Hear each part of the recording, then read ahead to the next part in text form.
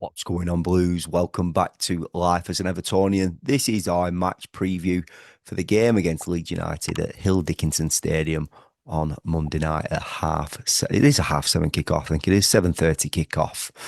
So, Blues, this week, we've had the news, the disappointing news, the shocking news that Jack Grealish is going to be out for the next 12 weeks, 3 months. Um, Very disappointing.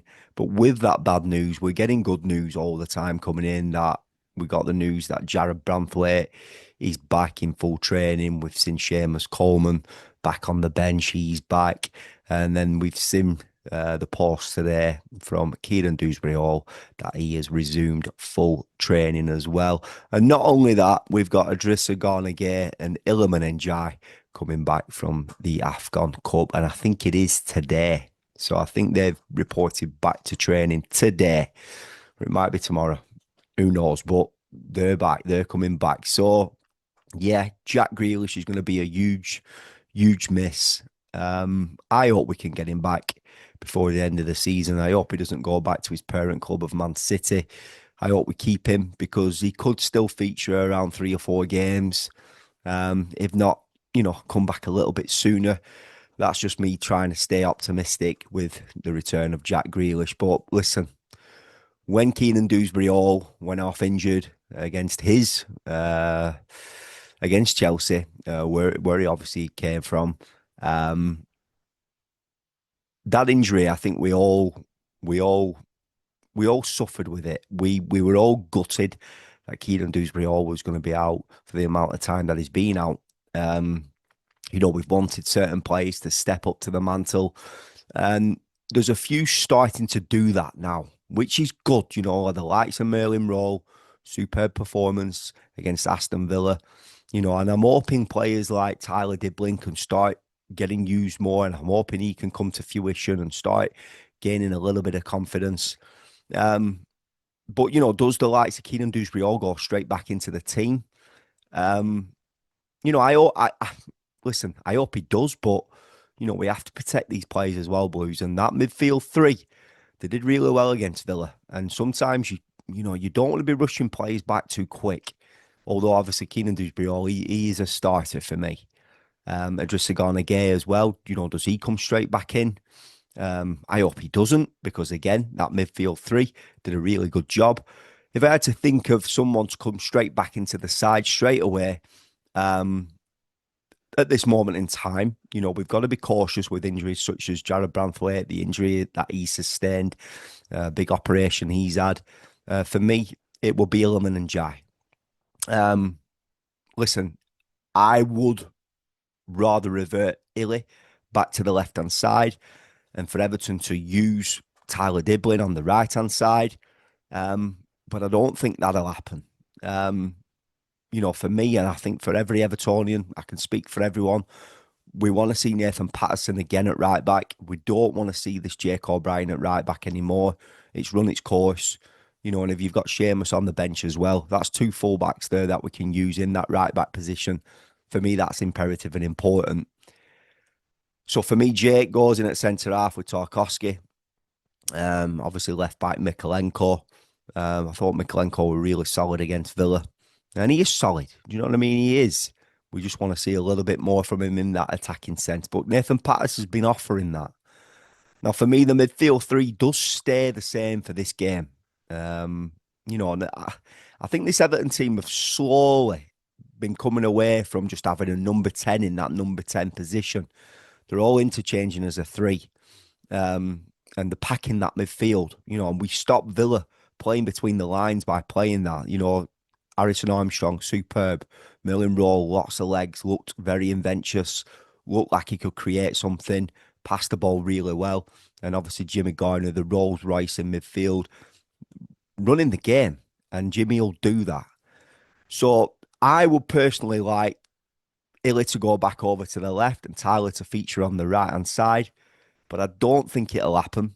I think we'll probably see Illy come back in on the right. And we'll probably see Dwight McNeil offering that left midfield spot there. And then I think obviously we'll go with Tierney or Barry up front. And obviously if you're looking at the bench, and I might be wrong. You know, Keenan might be right. He might be like, no, I'm good to go. I'm good to play. But if you're looking at that bench now, it's getting better. You'd have the likes of Seamus Coleman on there. You'll have the likes of Jared Branthwaite on there. You're going to get Keaton Dewsbury Hall on there. If he doesn't play, you're going to have Idrissa Gana in there, Tyler Diblin and Beto. So the bench is looking better. And obviously, we've got the likes of Alcaraz to still come back and Timmy Raburam. And we're hoping that Everton are active in this transfer window. So, listen, it's going to be a tough game against Leeds United.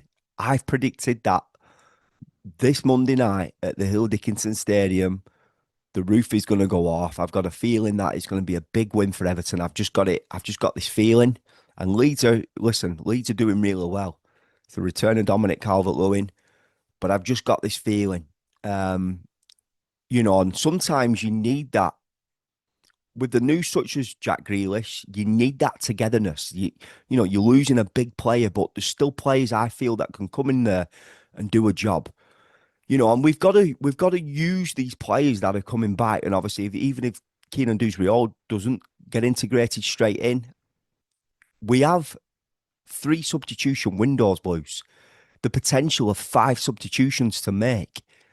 And Moyes has got to get better at his in-game management because, players such as Merlin Rowe are showing that they can offer something. You look at what Azanu did when he came on in the FA Cup, so he can come on and cause a little bit of impact in 10, 15 minutes to go. He's sure that he can do that. And Tyler Diblin, we want to see him, coming on for 15 to 20 minutes to go. You got to protect your players, and by getting those players back, Idrissa can come in and he can come on for Harrison Armstrong. He could come on for Merlin Rowe. Keenan Dewsbury all could do the same, and obviously it can revert back once them players are getting the fitness back up, such as Keenan Dewsbury all. So a lot for food for thought, Blues. You know, disappointing with Jack. God, with Everton being much better position if we had Jack available with the players coming back. But it is what it is. I hope Everton are active in this market. I hope Moyes does use and utilise the squad and the windows of opportunity to make those substitutions. There's 5 subs to choose from, Blues. And we've got to start trusting the squad, the whole squad, and not staying stagnant in game management. So I don't know. My prediction for this, I think Everton are going to come away with a 2-0 win. A comprehensive, well-controlled 2-0 win. I'm hoping we create chances and we take them. I want us to look more dangerous from set pieces. We might see Jared Branthwaite get featured. We might see Seamus Coleman. And I hope we do. I really hope we do, Blues. So, listen, the transfer window, there's around 8 days left. Lots of rumours. Romelu Lukaku. Do you know what? I've been thinking and mulling over this. I would take Rom on a loan till the end of the season. And I just think, yeah, I know he's 32, going to be 33 in May. But what he could offer Tieno Barry in terms of education, what he can teach him. And obviously, we know Tieno Barry looks up to Romelu Lukaku. So I think it's a good shout, to be fair. Rumours obviously with the Moroccan Ensiri seems to have died down. It looks like he's going to be moving somewhere else. I've heard Saudi Arabia going over there. And obviously, we need a couple of players in this window, Blues, to have that potential to break into a European spot. We're not too far away. And, by getting that big win against Aston Villa away, it's kept that light turned on, and if that would have been a disappointing result from how we've been feeling, what we've been seeing at the Hill Dickinson Stadium in and around Christmas and that week, it was a tough week that, poor against Brentford, really, really poor. They failed to turn up. Wolves were so passive, that we should have won that game. And Jack was silly, and obviously Keenan, Michael Keane getting sent off.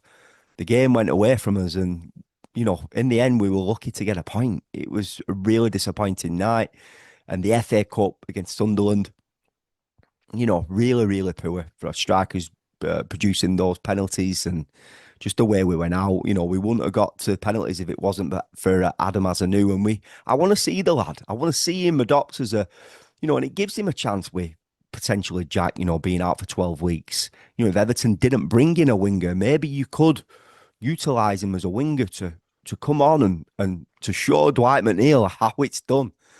And I don't mean to be harsh on Dwight. I think Dwight, obviously, if he does go back to his natural position on the left-hand side, then I do feel we're going to see balls whipped into the box much quicker. I think, you know, I think Dwight does that. Do you know what I mean? When he's on the right-hand side, he tries to cut in on his left. And I think some of the balls that he's played in from that side have been really poor.